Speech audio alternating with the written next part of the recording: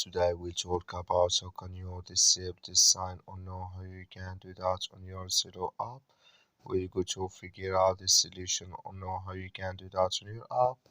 So you just follow this ways, then it's going to work with you. So all you have to do, so you just go above this sign, click on it here, and just click here in this sign. It's going to show for you a list like this.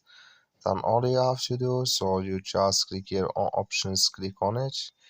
Then you come to next step here, so then you click here on behavior, you just click on it. When you just click on it here, it's going to take you to this list here.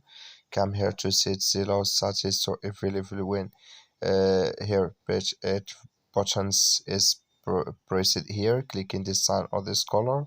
Like you see color, it's called that's mean it's disabled with us now. That's all you have to do. That's all. Thank you for watching. Don't forget to support us by liking, subscribe.